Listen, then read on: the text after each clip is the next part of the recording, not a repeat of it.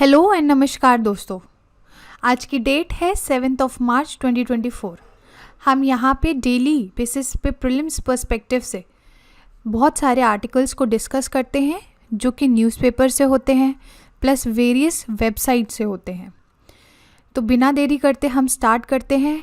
आज हेडलाइन यानी कि फ्रंट पेज पे न्यूज़ निकली है कि जिम कॉर्बेट में 6000 करीब जो पेड़ हैं वो काट दिए गए हैं और सुप्रीम कोर्ट ने हड़कार लगाई है कि मुझे तो ये नेक्सस का एक जाल दिख रहा है, नेक्सस दिख रहा है किस किस के बीच में, पॉलिटिशियंस के बीच में और ऑफिशियल्स के बीच में। ये कैसे हो सकता है कि इतने बड़े प्रोटेक्टेड एरिया में इतने सारे पेड़ गिरे हैं।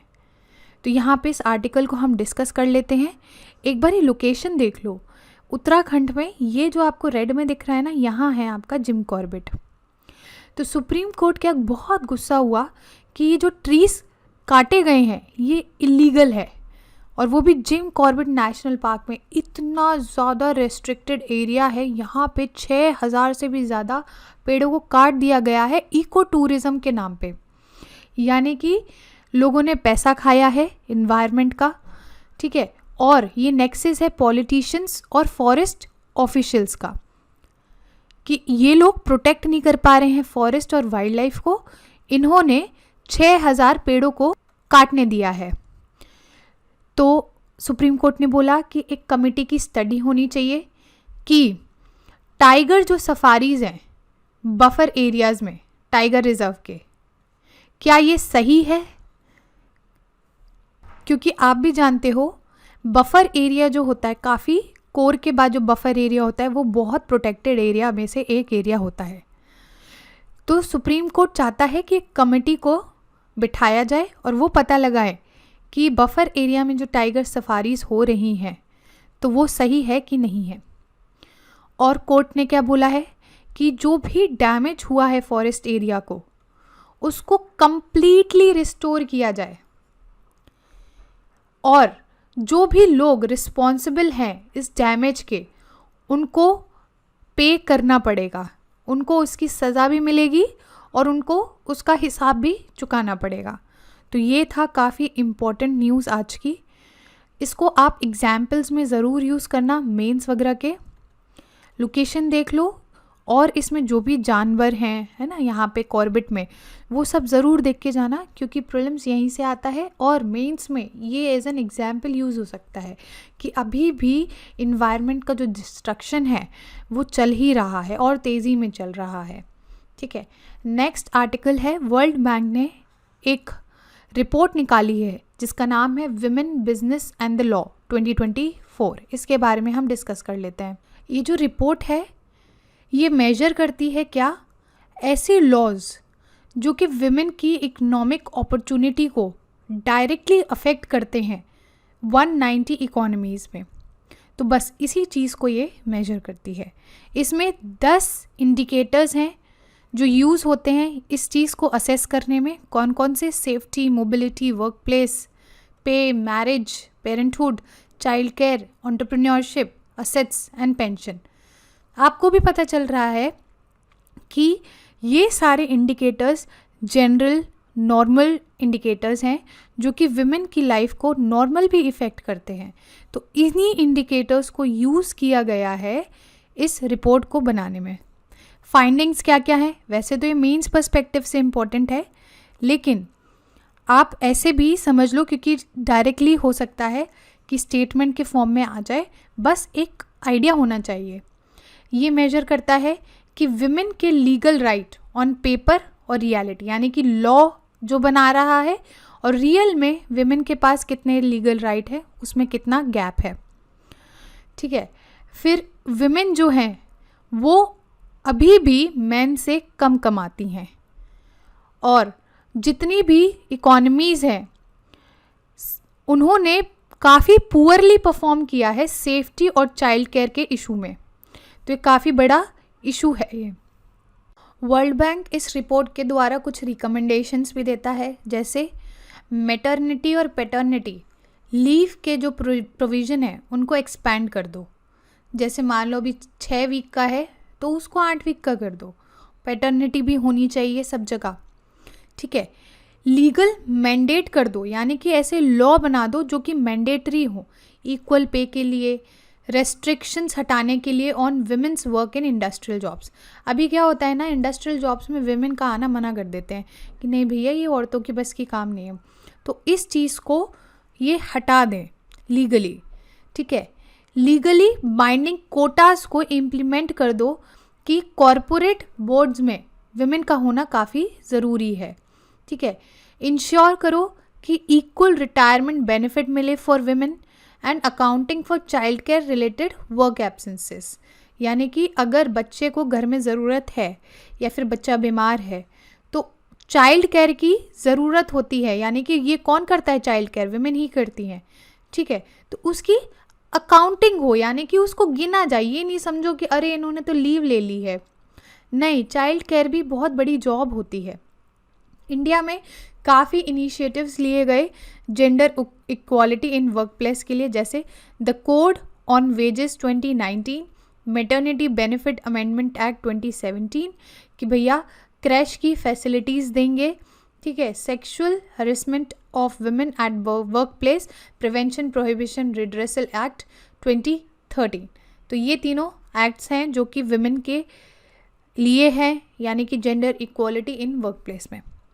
नेक्स्ट आर्टिकल है मीथेन सेट, यानी कि एक सैटेलाइट भेजी गई है स्पेस एक्स के द्वारा टू मेजर द मीथेन, यानी कि जो मीथेन गैस है वो बढ़ रही है, वो बहुत बड़ा कारण है किसका, ग्लोबल वार्मिंग का, तो उस चीज़ को मेजर किया जा सके, ठीक है। तो ये जो सैटेलाइट है इसको भेजा गया है मीथेन सैट। जो ये मीथेन सैट है ना, इसको 4 मार्च 2024 में लॉन्च किया गया था और ये अर्थ के हर एक दिन 15 चक्कर लगाएगी और जो भी ऑयल और गैस इंडस्ट्रीज़ हैं उनकी एक्टिविटी को मॉनिटर करेगी। इससे क्या पता चलेगा, मान लो किसी भी इंडस्ट्री ने ज़्यादा इमिट करा है तो एक तो उनकी अकाउंटेबिलिटी हेल्ड होगी कि हाँ भैया ये पर्टिकुलर एरिया में या ये पर्टिकुलर कंट्री में ये इंडस्ट्री है जहाँ से ज़्यादा एमिशन हो रहा है। प्लस पता जब चल जाएगा कि मीथेन रिलीज़ हो रहा है तो उससे क्या होगा, आप टाइमली करेक्टिव मेजर्स ले सकते हो, है ना, जिससे और ना बढ़े मीथेन का लेवल। और ये जो डेटा रहेगा ना ये पब्लिकली अवेलेबल रहेगा। एक बारी फीचर्स की बात कर लेते हैं। इसमें हाई रेजोल्यूशन इंफ्रारेड सेंसर लगा रहेगा और एक स्पेक्ट्रोमीटर लगा रहेगा, यानी कि जो अभी मान लो मीथेन का लेवल इतना है, अगर ज़रा सा भी बढ़ेगा ना, इतना सेंसिटिव होगा ये कि ये पहले से ही डिटेक्ट करके बता देगा कि हाँ थोड़ा सा भी बढ़ा है। प्लस जो भी सुपर एमिटर्स होंगे, यानी कि जो लार्ज एमिटर्स होंगे मीथेन के, उनको भी पता लगा के पता चल जाएगा कि हाँ भैया यहाँ से ज़्यादा एमिट हो रहा है।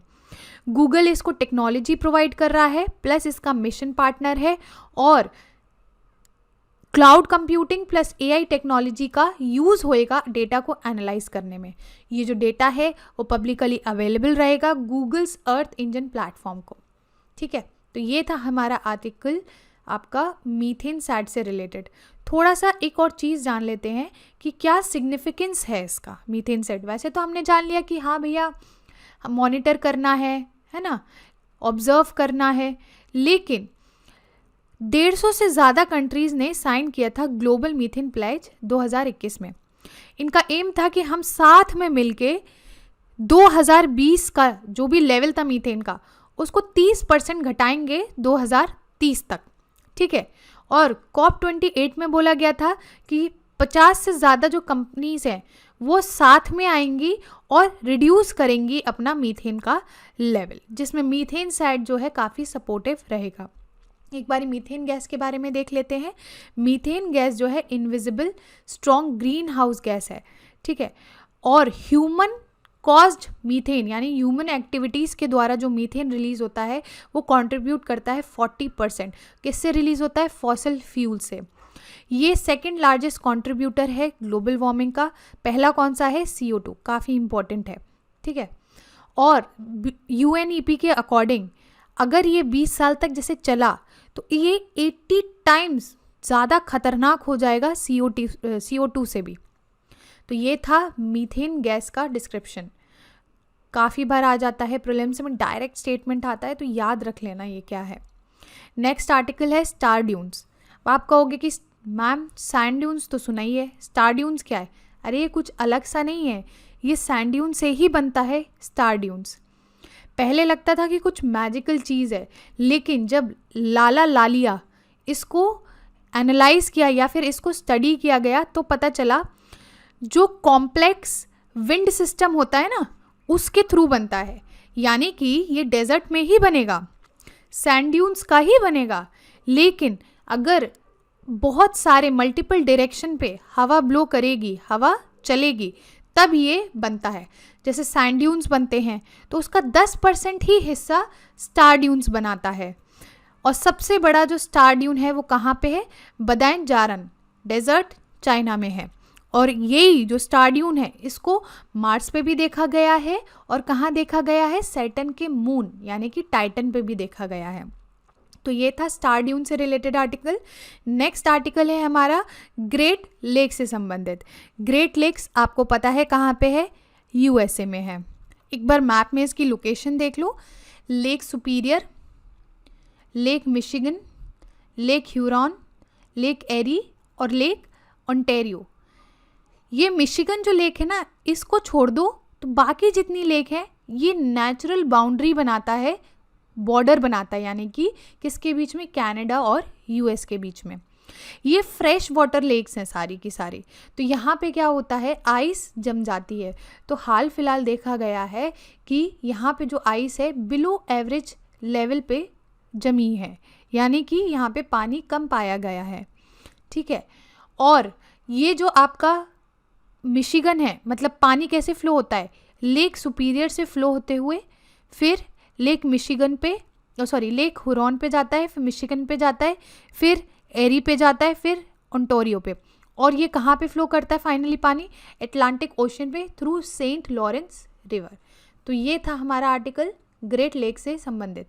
लोकेशन काफ़ी इंपॉर्टेंट है, इसीलिए मैप लगाया है, याद रख लेना। पहला इंडिया का अंडर वाटर मेट्रो कहाँ पे बिल्ड हुआ है? कोलकाता में बिल्ड हुआ है। ये कहाँ पे? कोलकाता हुगली रिवर पे इसके नीचे बिल्ड किया गया है, जो कि कनेक्ट करता है हावड़ा मैदान टू एस्प्लेनेड। इस मेट्रो के बनने के बाद इंडिया ज्वाइन कर लेता है elite club, London, Moscow, Munich metros, ये भी सारी यहाँ पे क्या है? अंडर वाटर मेट्रोज हैं। तो जो हावड़ा का ये मेट्रो स्टेशन है ये डीपेस्ट है इंडिया में। ठीक है, तो ये इंपॉर्टेंट हो गया।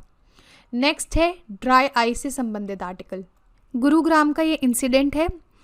एक होटल में मैनेजर ने कुछ कस्टमर्स को ड्राई आइस सर्व कर दी थी एज अ माउथ फ्रेशनर।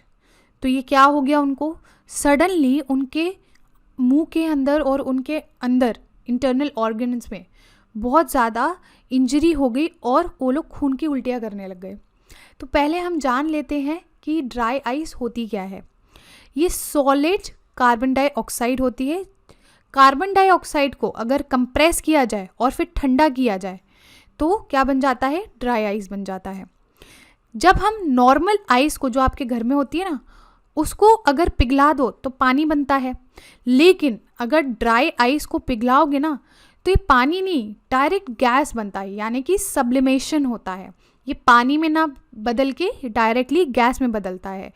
तो सब्लिमेशन जब होता है ना तो ये CO2 रिलीज करता है। ठीक है।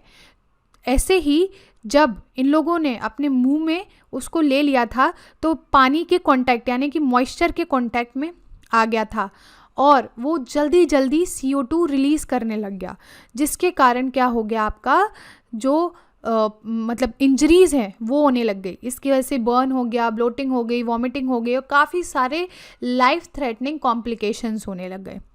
ठीक है। तो ये जो आपका CO2 होता है ना, ड्राई आइस, ये क्या होता है ना कि सब्लिमेट होता है, गैशियस फॉर्म में आ जाता है, तो काफ़ी अच्छा इफ़ेक्ट्स देता है। तो शादियों में आपने देखा होगा जब दुल्हन या दूल्हे की एंट्री होती है तो काफ़ी सारे मटकों में से कुछ धुआं सा निकलता है, तो ये ड्राई आइस ही होती है। तो ये जब निकलती है तो काफ़ी अच्छा स्पेशल इफ़ेक्ट देती है, ठीक है। तो इस चीज़ में इसको यूज़ किया जाता है। प्लस आइसक्रीम्स वगैरह में जैसे ठेला या कहीं पे देखते होगे बहुत सारी आइस होती है, तो ये ड्राई आइस होती है, ये नॉर्मल आइस नहीं होती है। तो ये था हमारा आज का discussion. Thank you very much for the discussion.